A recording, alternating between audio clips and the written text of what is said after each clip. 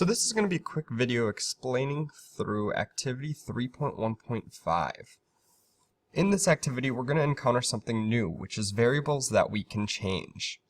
So I want to draw your attention to this line right here, int motor count. What int is doing is it's creating a variable, creating something we can change. We can call it whatever we want. In this case, we're calling it motor count. Okay?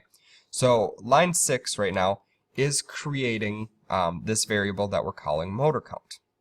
Now line 7, you'll notice that we have an equation here, motor count equals 0. Just one equal sign instead of the two that we normally have seen. One equal sign means that we're assigning something.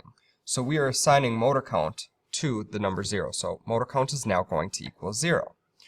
With this, we're going to jump into our while loop.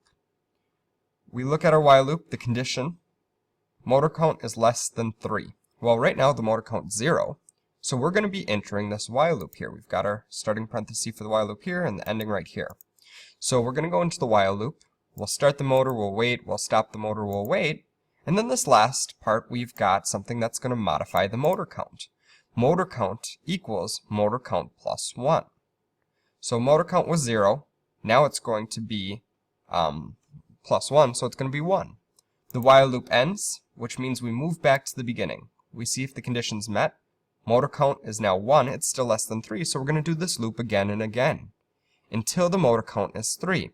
Once the motor count is 3, the condition is no longer met, so we're going to spit out at the end of the while loop, and the program will end. So that's a little bit of the idea of variables. We can use them as conditions, and hopefully that video helped. Thanks for tuning in.